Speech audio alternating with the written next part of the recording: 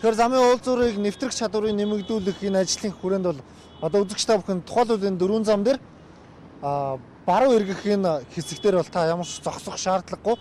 За нэмэлт ногоон гэрлийн хувьд бол баруун эргэх ногоон гэрэл байнгын асаалттай байх юм.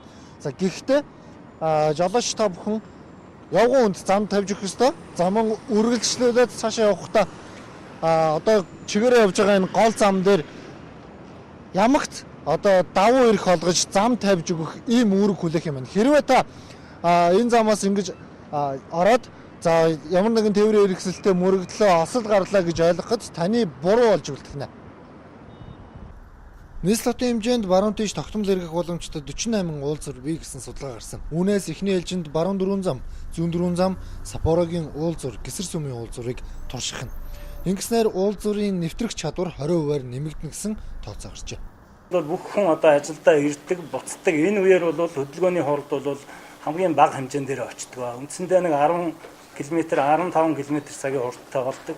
За энэ оргил ачааллын үеэс бусад үед бол хотын төвийн хөдөлгөөний хорд бол нэг 20 дундчаар нэг 20 км цаг байна. Эхний байдлаар турших дөрвөн уулзуурт засвар шинжилэл хийхээр 58.2 сая төгрөг зарцуулж байгаа. Зарим уулзуурууд нь гудамж төслийн хүрээнд хэдхэн жилийн өмнө шинжлэгдсэн ч дахин мөнгө төсвөлөх шаардлагатай болсон талаар тодруулахад ийм хариулт өглөө.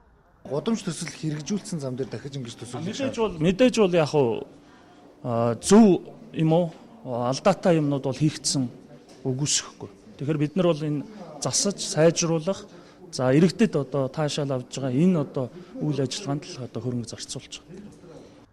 Улаанбаатар хотод 350 мянга орчим машин замын хөдөлгөөнд идэвхтэй оролцдог байна. Жил бүр 60 гаруй мянган тээврийн хэрэгсэл импортлогдож байгаа нь замын хөдөлгөөний ачаалал зөв зохицуулалт хийх шаардлагатай тулгаруулж байгаа юм а.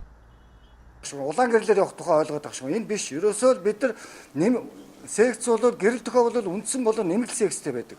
Энэ нэмэгдэл ногоон секцийн байнгын асаасан тохиолдолд тэр секцээрээ бол тээврийн хэрэгсэл яваад ахыг бол дөрмөөрөө зөвшөөрсөн байдаг шүү дээ, тийм ээ. Энийг л бид нар хэрэгжүүлчих яа гэдэг зарчмаар явж байгаа.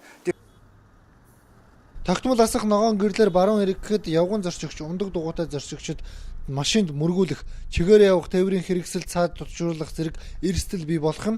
Тиймээс баруун эргэж байгаа жолооч бусдад давуу эрх олгох ёстой. Эдгээр эрсдлүүд жолооч нарын хариуцлагаас шууд хамааралтай гэдгийг замын зөвлөлийн газраас онцоллоо.